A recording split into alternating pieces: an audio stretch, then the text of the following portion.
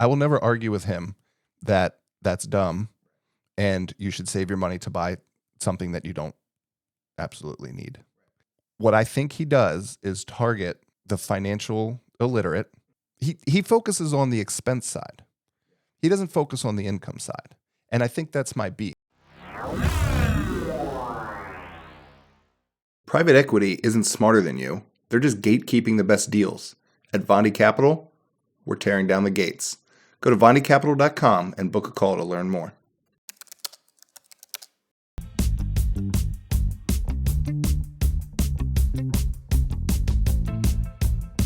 James, how do you like podcasting so far?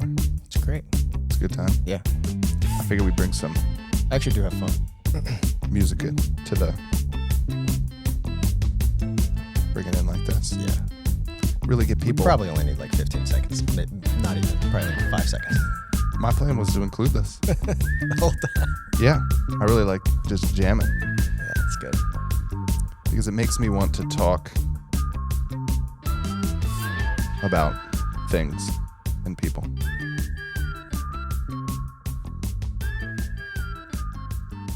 That would actually be pretty funny to include. It's being included. James Goodwillie, welcome to Control Alt Invest, our latest episode. This is very exciting to have you back in the studio. We have a studio now. Yeah. This is legit. All right. Moving up. Yeah. I am pumped about this episode. So, again, welcome to Control Alt Invest, where we're resetting I like what you did there. people's expectations and assumptions about the world of finance, investing, and real estate. What are we talking about today? You tell me. Ooh, you know what we should do? Since the first few episodes, we kind of went in on a couple things. Mm-hmm. You really went in on America on the first one, if you recall. I'm never gonna let that one. Never gonna live that one down, huh? Nope. Okay. Today, I thought we could go in on all the stuff you see on Instagram and Facebook. All right. Little get rich. Yeah. All the get rich influencers. Have you ever done a get rich scam You know, I don't think I have. other than your 9 to 5? Yeah. Right. Yeah. Yeah. I don't think I have. When I was in college over the summer, somebody I sort of knew. He was one of the he was in a fraternity. I never joined a fraternity, but I was friends with. I sort of like hung around and tried to fake be in. Yeah. You're like a groupie. That's fine. I'll go with that. Yeah. I get a call over the summer. I can't remember the kid's name, and he's like, "Hey, I want to talk to you about a business opportunity." And I was like, "Okay, yeah, I'm into this. I like opportunities. I like business." He tells me how that this is 2001, 2002. Remember, Mhm. so the whole world was not online yet, and it was a guy that had an online mall, and just had to get the word out about it. Right, everyone's going to go to this online mall. Sure. So he calls me. He explains it to me. There's a chance to get in. I can't remember if he framed A it. chance to get in. All right. Yeah. I can't remember if he framed it as an investment, like an investment in it or like working for him. I remember being confused. Mm-hmm. I got invited to some random person's house. They had 15, 20 people there. And they go through this whole presentation. And I remember telling my dad about it. My dad got caught up in the 90s in one of the long distance phone calling ones. It wasn't a scam in that like they stole money. Mm-hmm. It was just like you pay for this service and then you recruit. But maybe let me pause there. What do you if you had to explain multi-level marketing to somebody, how would you do that? Pyramid scheme. I think that's probably the best way to describe it, but exactly what you said, right? You just get one person to buy the service or subscription or, a bunch of boxes of energy drink or whatever. And then all you need to do is get a bunch of people underneath you to do the same thing. And then you make a piece of whatever they bring in. Right. And that piece keeps getting smaller and smaller, right? Right. So people at the top, they get whatever percentage, and then you pay to get into this thing. That's how the money keeps flowing. Mm-hmm. I know it's sort of scam-ish, but I hesitate to call it a scam just because it does pay out. It could pay out. Sure. So My dad did long distance calling. And so I remember him like trying to talk to people and like, hey, you should, subscribe. And I think he had some people, air quotes, under him that like paid for long distance and he made a couple pennies. But so when I told him about this, he was like, don't go to that. He's like, it's similar to this long distance thing I did. Like, it's not, you don't want it. Me being me, I went anyways. Because my friend said it was a business opportunity. Yeah, of course. Was it at a hotel lobby? It was not. No, it was at somebody's house. Okay. Somebody's house. So they go through this whole thing and they like jazz you up. They talk about, hey, what do you want to buy? Like, if you had all the money, what would you do? And then they're like, here's the way to get all the money. I was a college kid at the time. I didn't have very much money. They were like, okay, it's $300. Like they took individual people off to like a side room, like a bedroom, right? Like this was high pressure sales. And I was interested. I was like, this could be fun. Like, there's a ton of people on campus. Like I could talk to all my friends. Like I definitely was like, I was sold. Yeah. They wanted $300. I was like, I laughed at him. I was like, I don't have $300. Yeah. He's like, don't you have a credit card, your parents' credit card or something? Somehow I gave the guy $300 just probably so I could leave. Yeah. And I never did anything with it. Just 300 down the drain. Yeah, exactly. Yeah. And so that was the first time I learned about multi-level marketing. All right. Got an education on that. Yeah. Because they don't, once the money's in, they don't give you any like, oh, here's what you should do or try this. Mm-mm. They're like, thanks. Mm-hmm. I see similar undertones if you ever scroll through Instagram, Facebook, things like that, and people sort of touting this hustle culture. Mm-hmm. So I thought it'd be fun today to talk about the popular things that you see and maybe how to evaluate them. Yeah. Love that. So you don't get pulled into a side room and give away your money. Love it. All right. Here's what I thought we could do first. I'm going to rip down a list of things that I've seen. Okay. And maybe you just tell me what, like in a couple sentences, what the sales pitch is. Okay. All right. I'll do my best. Okay. Drop shipping.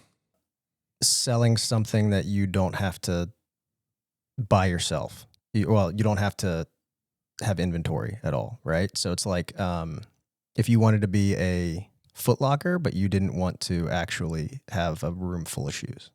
You just collect the payments and then somebody else fulfills that order and sends the package or the shoes to whoever ordered it. You're kind of like the middleman, except you're kind of at the front. You're just accepting the money. I see. So I can buy shoes for $10. I get you to pay me $15, and I send the owner of the shoes, or I get them to ship it to you. Yeah, exactly. Airbnbs. I mean, that's pretty self-explanatory. I think you just rent out a room or your whole place and get money for it. I'll add in there. I learned about this the other day. There is a strategy they sell in Airbnbs. You go to somebody who's renting a house. Let's say you have a townhouse and you rent it out. Mm-hmm. It's vacant. I come to you and I say, James, I'll sign a 2-3 year lease. You let me furnish it. You let me handle repairs, whatever. And then I list it on Airbnb for the premium, of course, and then sort of just run it as my own thing. Yeah. Which is interesting, but I think the challenge there is finding an owner who's going to be amicable to that. Yeah, Airbnbs are interesting too. I mean, on the surface they're like super unique, but I had a mortgage company for a few years and they're treated the exact same way as what's called a short-term rental. Think of like ski house or a ski condo that somebody bought in the 80s. They probably went through the exact same financing that these people that would buy Airbnbs as investment properties or something. It's the exact same. It's treated the exact same. So like you can get these loans for these short-term rental properties that they'll just are treated the exact same as a seasonal property or something like that, and they'll take that data into account to do it. Interesting. Yeah. Well, fun fact. That is a fun fact. All right. How about flips? Like housing flips? Yeah. Buy a shitty property, make it nicer, sell it for hopefully more than you dumped into it. All right. How about a multifamily investment? Are you buying it as already in a multifamily or are you turning it into a multifamily? I guess you buy it as a multifamily. Oh, yeah. I mean, you're buying a multiple unit property that you can then put renters in. Standard rental. All right. Bitcoin. I guess depends on how you want to think of it, but it's a currency, right? It's more of just like an asset, right? It's kind of like digital gold, I'd say is probably the best way to describe it. It's not necessarily, back in the day, gold actually had a function. Nowadays, it has a lot less of a function, but people still buy it because it has some sort of value. Bitcoin's just a digital version of that kind of. All right. What about day trading stocks? Gambling. Okay. What about options trading? Gambling. More gambling. Yeah, even more gambling. Yeah. It's like the slot machines. How about this one? Land flipping. Oh, land flipping. So I think there's a bunch of different ways you could do it, right? You could just buy it and hold it, and in hopes that you buy 20 minutes down the road from a smaller city that's growing in hopes that everything builds out that way, and then that property or that land becomes more valuable. And there's also like the land flipping where you can buy a property that's maybe zoned for a certain thing and then work to get it zoned for a commercial or residential or whatever it wasn't zoned for originally. Because there can be a lot of value that gets brought to that if you can do that. Yeah, one of my partners in our the storage property we own, he got started in land flipping. And I think there's also an avenue where you blast out. Maybe like there's some people who maybe inherit some land, inherit land, or they come into some land that maybe they were going to build a property on it, but they never did. Yeah, you basically just blast out thousands, tens of thousands to letters to these owners, see if they want to sell. Maybe they want to be done with it. So you get it cheap. And then before you close, I don't know if it's before you close or after. I don't know if you end up holding it, but then you actually go to market with the land. So James, you inherited a property. You have no plans on doing anything with it. You don't even know what to do. I say, dude, I'll give you 10 grand for that property. You go, fine. And then as we work towards closing, I find somebody who wants to build a house on it and they're like, I'll give you 20 grand for that. Yeah. So that's a grind. Yeah. Which is the undercurrent of all of this. All right. Now, what about like the Etsy, like doing stuff on Etsy or? Oh yeah. Like making things. Yeah. I mean, it's no different than a grown up version of like a bake sale or a lemonade sale, right? You're just making something and selling it. All right. It's going to be similar, but how about being a photographer? Yeah, you may know more than I do in that world, but I think there's a side hustle route where you take photos every fall in with some pretty leaves and families and get their family group photos, or you could go the corporate route and go to businesses and be like, I'll take photos of your business and your office space and things like that, or you could go the wedding route, right? That's pretty lucrative. You mentioned it there at the end, side hustle. Mm-hmm. And I think that's the undercurrent of all of this. Yeah. Is a lot of people, they work 9 to 5. Mm-hmm. Maybe they like it. Maybe they love it. Maybe they hate it. Most people, especially in today's economy and the way, we've already done an episode on 401ks, that roller coaster, people are looking to maybe shore that up a little bit or put some cash before they retire. They see these opportunities. It's made to appear easy. For sure. I think the point is that whether you're doing all of this or even a 9 to 5, it is all a lot of work. You have to put in a lot of legwork. I mean, even just picking one off the list, like the Airbnb example, if I wanted to find an owner who would let me do that, I got to sit at home, call real estate agents, call owners, send letters, try and get in touch with somebody, which is a lot of hours and a lot of energy. Yeah. Yeah, I think definitely some more than others, right? I mean, Bitcoin, it's not particularly time heavy, right? You could just go on, set up a Coinbase account or whatever and go buy some Bitcoin. Well, if you have a lot of money, you can buy a Bitcoin or you can buy pieces of it. Yeah. And then you just hopefully hold on to it until it goes up, kind of like a stock or gold or something like that. Creating going and doing photography or Etsy or something like that, like you need to have a product or service that you have to create, then you have to market that, and then you have to or sell it and acquire customers and grow it and build it. It's not just none of this stuff is easy. Yeah. You mentioned probably what I don't know if it's normal for a human being to have a favorite word. I have a word that I really like, hope. You mentioned hope with Bitcoin, and even if you talk about options trading, day trading, I guess there are there are people who execute on strategies, Mm-hmm. but they've spent a lot of time learning them, researching them, and fleshing them out. Yeah. When you go, you mentioned getting on Coinbase and buying some Bitcoin. That is all hope. Mm-hmm. And my favorite quote of all time is hope is not a strategy. Mm-hmm. And when you get into these side hustle things, most of the time, there is strategies behind them. I'm not, I think one good thing, again, referring back to our episode on 401ks, you have no agency there. That's all you are really hoping. With all these side hustles, you do have a little bit more agency. You control your action. Correct. Again, there's a lot of time involved in that, but you do have a little more agency, which is great. But I think some of them, the Bitcoin, the option trading, the day trading, when you try and follow that route, a lot of it is just, I hope this works out. Yeah. And then more people flock to that, since we're talking about it from a social media standpoint and like the influencer side of things. When the times are good, right, especially in the Bitcoin, the crypto, the options, day trading, when the environment is good and ripe, a lot of people can make money, or what they think is a lot of money, and then magically they think they're influencers, right? It always, like, if you were to hop on Twitter or X back in 2021, all you saw was day traders or options traders, or especially the crypto crowd back in 2017, whenever it was. And it's like you're seeing something similar a little bit today, where it's like, oh my God, this paint coin is, we're going to make $1 billion on paint coin. And it's like these random things that, just because the entire market was on the upswing at that particular time and somebody had one good trade or they did one thing right, now they think they're an expert, and they try and influence, right? They try and influence or convince people that they are an expert, when in reality it's no different than like, holy shit, I changed a spare tire, come to my mechanic shop. Yeah. Right? Like you're not a mechanic. Like you don't know anything about this world. You just had a success. You did one thing right, if you want to call it right, or whether you call it lucky or whatever. But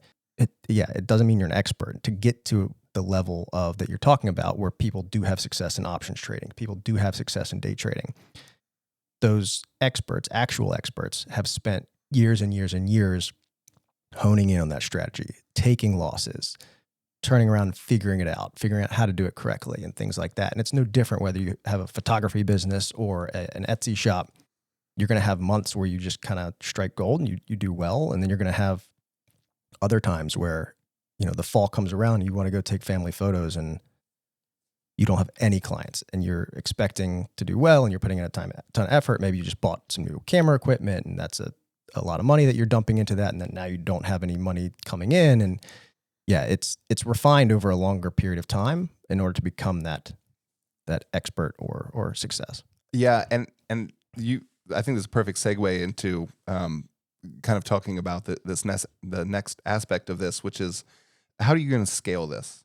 Mm-hmm. And when maybe you are the first person who bought Bitcoin, maybe you are the first person who changed a tire, like you said, and now you think you have all these skills, you would take, you can't have all your time changing tires. That doesn't scale very well. Like if you want to grow and make more and more money, a lot of these things, and I think this is great. I don't want to dump on this. I think it's great, the amount of education and things you can get online. Oh yeah. The YouTubes, the little courses. I bought a lot of, like, I don't know if they call them micro courses or whatever. I've gotten a lot of good information from that. But those are sort of a lead into other programs. And it's a way for the owner of that program, which maybe isn't too dissimilar than the multi-level. Maybe it's not fair to make that comparison, but where they're scaling something they learned, distributing the information. But you're right, if they extrapolate, I really liked your example, the tire to fixing an engine, it's not always that easy. And so what you see out there is a lot of people who did one thing right. Maybe they got lucky.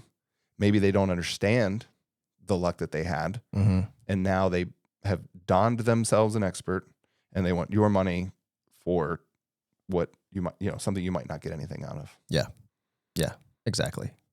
I guess let's talk about that, because I think one thing is, as I've gone through my personal career and decided what I'm looking to do for the rest of my life, one thing that finally, and I feel like people come to this realization at different points in their life. For me, it took a long time.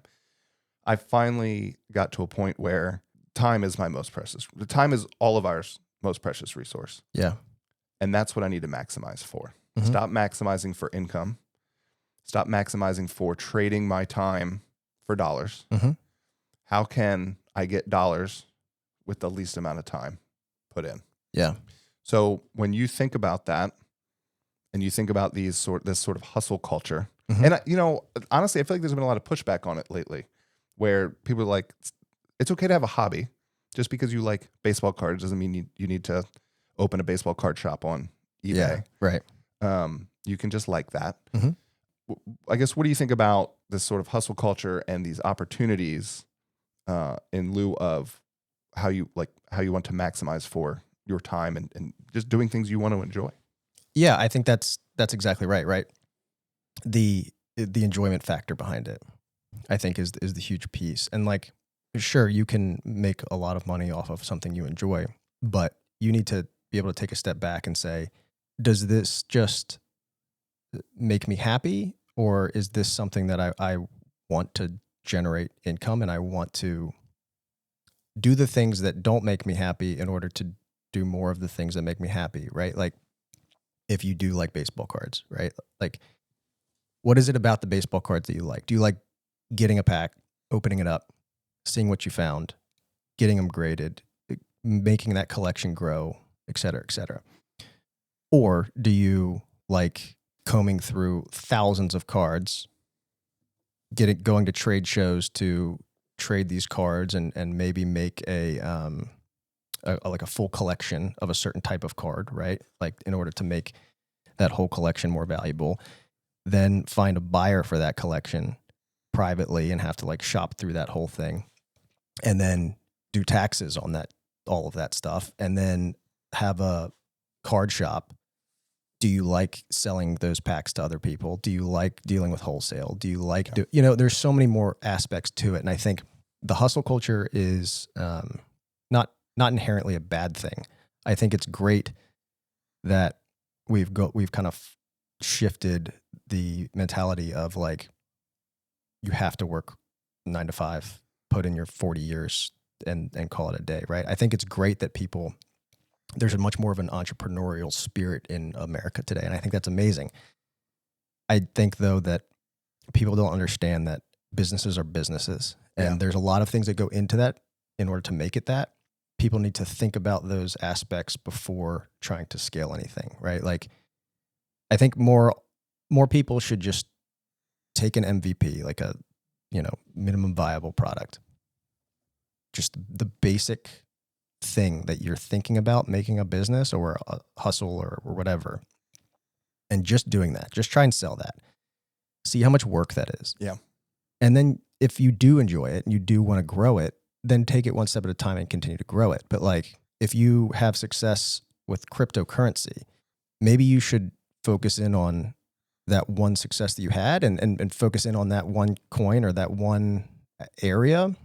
Maybe it wasn't a meme coin.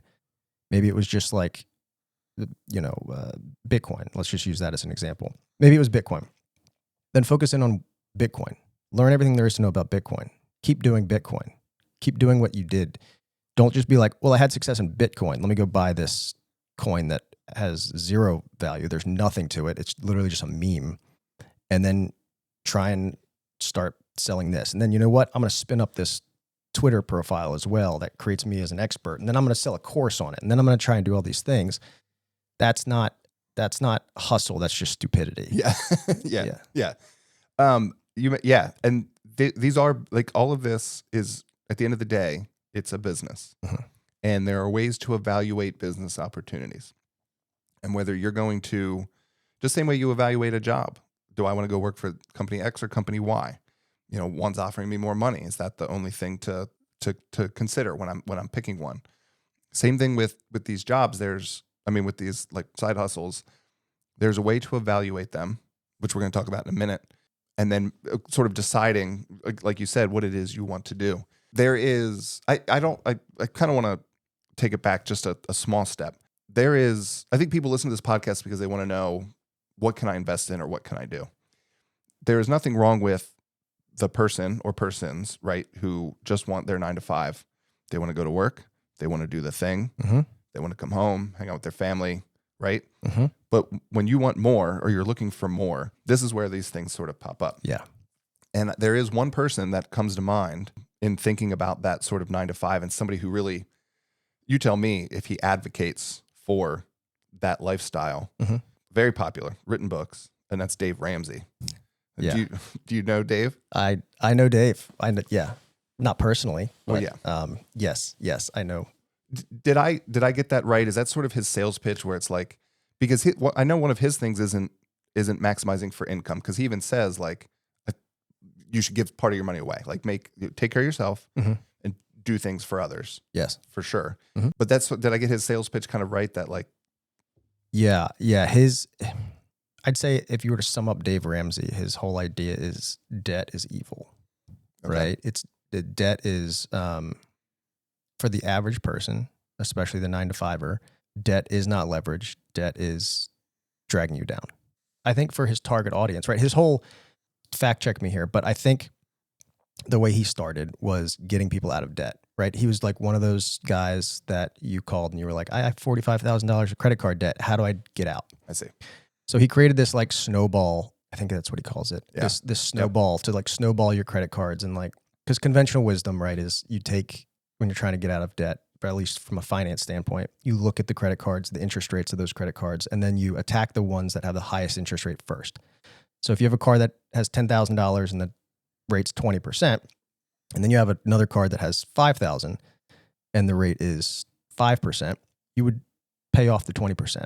But he created this method where you pay off the lowest amount first, because it'll help kind of convince your brain that I'm doing good things, I'm saving, I'm snowballing that, and then you'll get in that habit, which will then eventually you'll get out of debt. And it worked, right? I mean, he's obviously a multi-millionaire. He's written books. He has a podcast. He does all that stuff. And he has changed people's lives. So I will give him that. He was able to scale his passion around one particular method. Yeah. Yeah. I just want to throw it in there. I don't know if you were done or not. Oh yeah, no. I think it's the hustle culture and the creating new businesses and things like that. I would assume Dave Ramsey would be fully against it unless you are 100% debt free, unless you've maxed out your 401k, unless you've done all the conventional things first. I will never argue with him that you should pay off. Like if you let's say a totally crazy example, you took a credit card and used your last bit of credit on a golf club, right? I will never argue with him that that's dumb. Right. And you should save your money to buy something that you don't absolutely need. Right. What I think he does is target the financial illiterate, mm-hmm. and it is certainly not their fault. We don't get the correct financial education, or we never have. I hope it changes. Mm-hmm.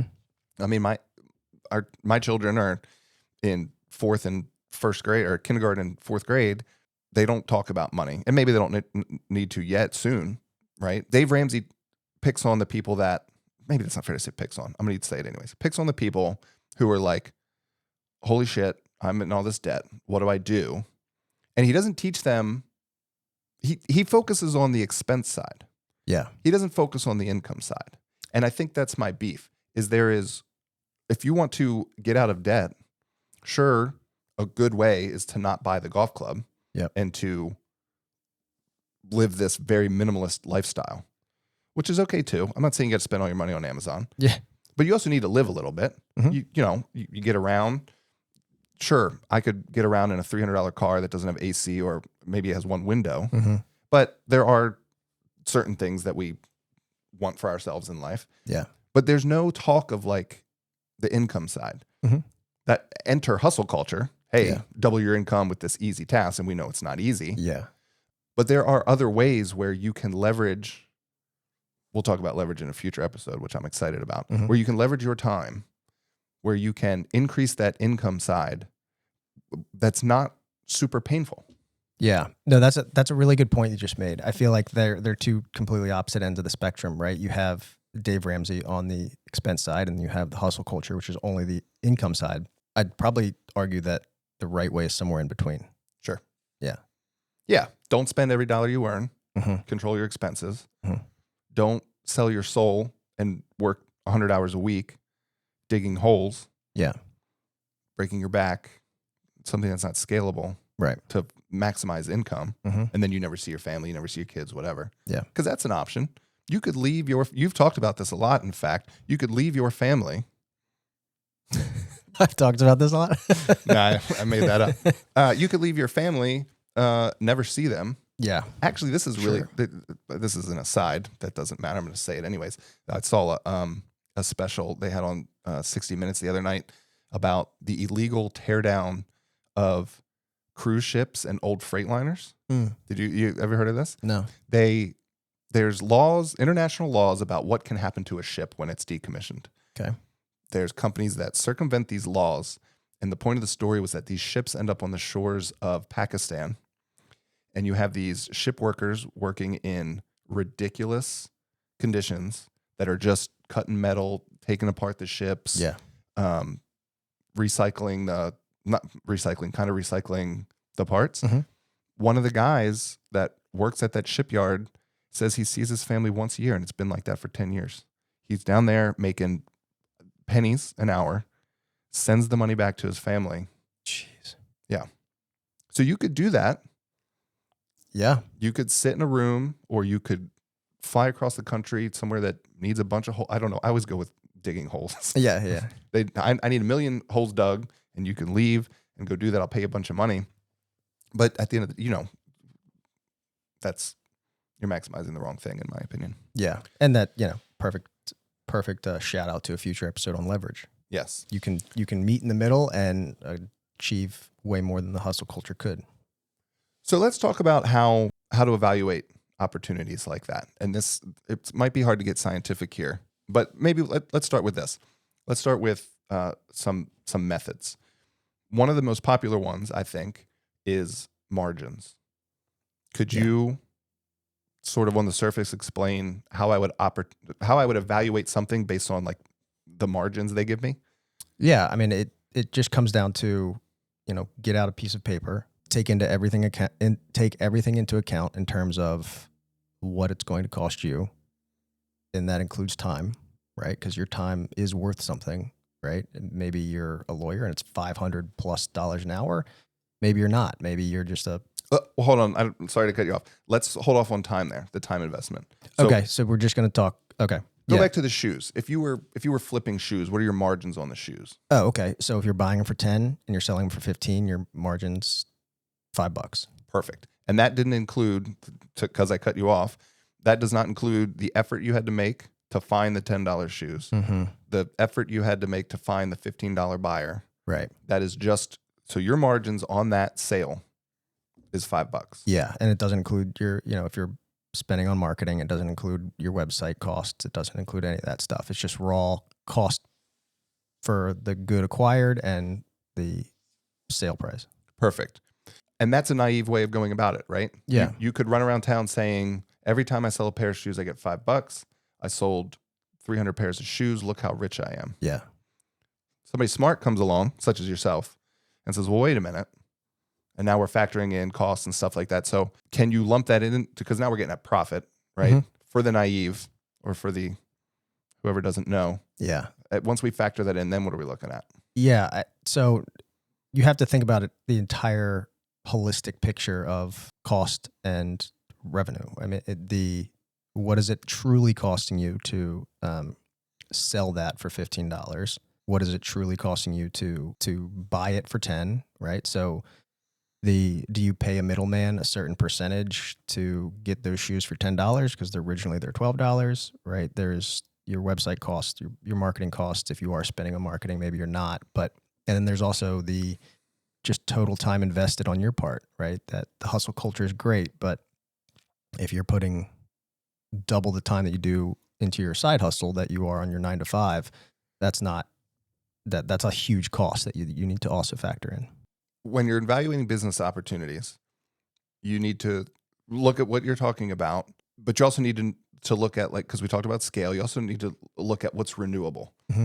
If you are evaluating, if you're looking, let's say you are being naive, you're looking at just gross profit. your time that you spent for that is not infinite. Right. That's a non-renewable resource. Mm-hmm. And so you have to factor that in. One of the methods that I actually learned about this in the last couple of years, it's used in real estate, more commonly in commercial real estate. It's called IRR, which is your internal rate of return. I cannot explain the calculation to you specifically, but what I do know is that it factors in the amount of time it takes to get your money back. It's a little different than what we were talking about a second ago with time and as your time as an investment. What IRR talks about is if I give you $10 today, do I, Jason, want $15 back tomorrow or $100 back in 5 years? Mm-hmm. And IRR can help you line up those two opportunities. Right. To say, okay, the $5 is a quick win. That's very nice. Maybe I take that because I can do more with that in the 5 years. $100 is obviously more. So on the surface, I might say, well, I want the $100. It's way more. Right. But that time, there's the risk across that time. Maybe your situation changes. You don't give me the $100 in 5 years, all that sort of thing. So IRR attempts to capture that. And so if you're looking at specifically like real estate deals, and I imagine you can kind of flip that. Maybe it's not IRR specifically, different hustle culture opportunities. If you were going to do that, you could use some sort of calculation like that. Yeah. That's a good point. I think, there is something to that, right? Of like, if you have an Etsy shop, as we mentioned earlier, and you're making you're making something, you're selling it. And for every sale that you have, you're not a drop shipper. So you've got to do all the boxing and go to the UPS store and ship all this stuff. There's only a certain number of boxes that you yourself can package per day. Yeah. There's your cap, right? You can't go beyond that. No matter how, even if you grew another arm, right? Like that's the max. So there's a lot of time invested in that. And then you're going to get that out on the back end in some amount. Whereas if maybe there's a machine or a process that you put into place, and maybe you have to purchase that thing that saves you that time, but then and costs a lot more money up front. And maybe it takes you days and days and days of work to set this machine up or set this process up. So if you're looking at it just from a immediate standpoint, that's a lot of time invested maybe, but you're looking for it to pay off a year down the road or 2 years down the road, like you said. Yeah. Yeah. And I think that kind of puts a bow on it as far as evaluation is you can break that down into your dollars per hour. Yeah. So it's very easy. If you're working 9 to 5, go to Google. You've heard of Google? Once. Yeah. Yeah. You can put in salary to hour calculator. Mm-hmm. You put in your number, gives you an hourly rate. That's what you make. Yep. I have to imagine you knew that. Yeah. Okay. Can I stay? This is better than not knowing It's a Wonderful Life. So we're back on. All right. Okay. Yeah. Your time for drop shipping, your time for finding an Airbnb to flip, your time that you spent day trading. Yeah. Those guys it's easy to look at that as just market hours. There's a ton of time that goes in leading up to market open. If you spent 100 hours over the week and you've made X dollars, boom, all of a sudden you might look at it and say, wow, what is my time really worth? If I show up at my job and I make $50 an hour and now I want to do this photography business and it's way more effort, I like it, but now I'm doing $30 an hour. Now you can, and I'm not saying one's right or one's wrong. Yeah. It's probably, I don't know. Do wedding photographers have fun? I feel like some of them do.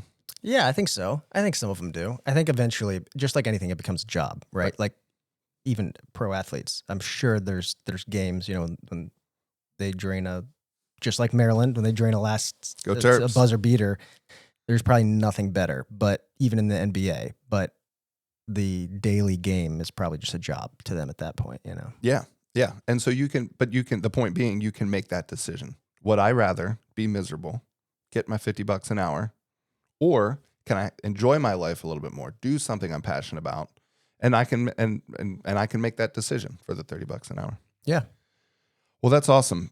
This has been a really fun chat. If you were, let's say, I don't know why I always do this to you, but gun to your head, you got to pick one. What would you go after? Oh, one of these like hustle culture or influencer things. Oh man, I don't know. I've always wanted to do an e-commerce thing. I always wanted to like make a product and sell that product. Yeah. I have no idea what that would be, but I'd probably try and go that route, I think. Okay. Yeah. Very nice. I'm sorry to hit you with this now. I probably should have talked to you about it before, but I was just thinking about it. I have a business opportunity for you. And it's a online mall.